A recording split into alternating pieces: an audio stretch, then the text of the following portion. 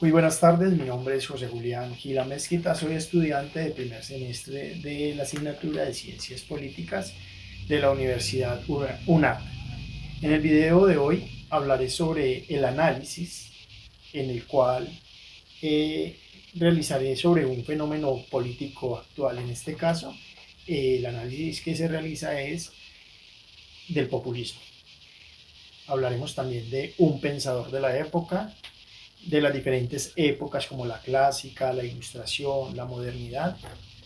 Hablaré también de las teorías liberales y la importancia de las diferentes ideologías políticas a lo largo de la historia y su influencia en la organización social. El fenómeno político actual seleccionado, el populismo. Y la polarización política en la democracia liberal. Este fenómeno nos permite analizar directamente la tensión entre la soberanía popular de Rousseau, el poder del Estado de Hobbes, los derechos individuales del liberalismo y la calidad del régimen de Aristóteles. El liberalismo como el sistema operativo básico. Así que de aquí se desprenden todas estas ideologías, que es amenazado por el surgimiento de ideas colectivistas, nacionalistas y autoritarias. El liberalismo como sistema operativo básico. Esta metáfora se refiere a que los principios fundamentales del liberalismo político, como la soberanía individual, los derechos humanos, el Estado de Derecho, la separación de poderes, las elecciones libres y la economía del mercado o el libre mercado, se han convertido en la estructura institucional y filosófica predeterminada sobre la cual se organizan la mayoría de las democracias occidentales y de América Latina. El liberalismo proporciona las reglas de juego, la constitución, las leyes y las instituciones. El siguiente análisis es un análisis por pensador y la época de cada uno de estos pensadores, cada una conectada con la idea central del fenómeno del populismo que estamos analizando. Entonces, hablemos de la época clásica. En la época clásica, uno de los mayores referentes, un gran pensador como Aristóteles, cuya idea política central era la polis, que a menudo es traducida como el Estado, donde él decía que no era simplemente un lugar geográfico, sino la comunidad suprema y la forma más alta de asociación humana, la polis y la clasificación de los regímenes. Esto en su obra escrita.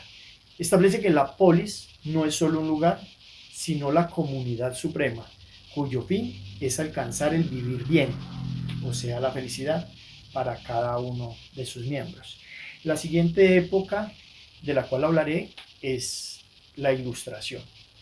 Aquí tenemos varios pensadores supremamente importantes, pero hablaremos de Jean-Jacques Rousseau, cuya idea política central es la premisa de que el ser humano es bueno en su estado natural, pero que se corrompe al vivir en sociedad. El contrato social es la solución para crear una forma de asociación donde el individuo, al unirse a todos, se obedece a sí mismo y permanece tan libre como antes.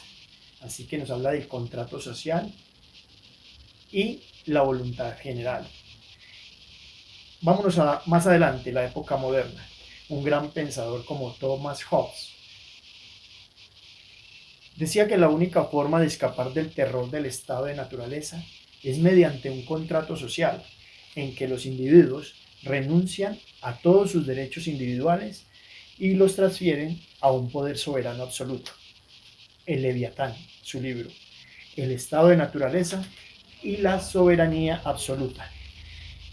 Las diferentes teorías liberales que se plantearon a través de estas ideologías, la de John Stuart Mill, Es un continuador del liberalismo clásico de Locke y el utilitarismo, también conocido como el principio de la mayor felicidad. Lo bueno es la utilidad. Una acción es buena o útil si promueve la felicidad y es mala si produce lo contrario, dolor o sufrimiento. Mill también se ampara en la defensa de las minorías frente a la tiranía de la mayoría.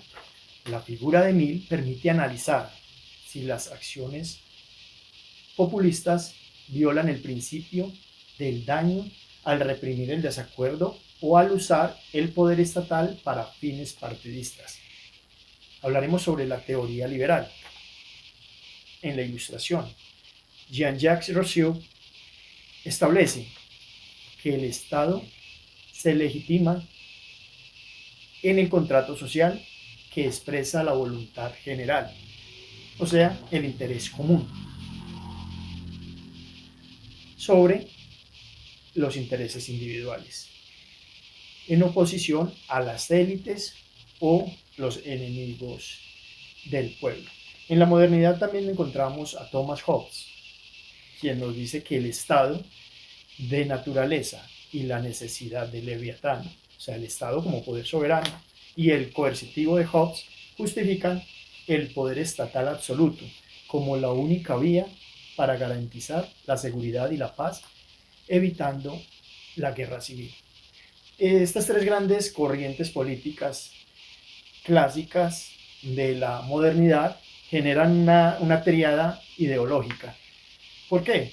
Porque cada una ofrece una respuesta fundamental distinta a la pregunta central de la política.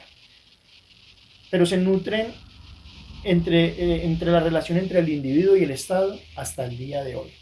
Esta triada es el liberalismo, el socialismo y el conservadurismo. ¿Por qué son fundamentales? ¿Cuál debe ser la relación entre individuo y Estado? ¿Y cuál es el valor político supremo? Hablemos entonces sobre la corriente clásica del liberalismo. El valor político se centra en la libertad y la autonomía individual.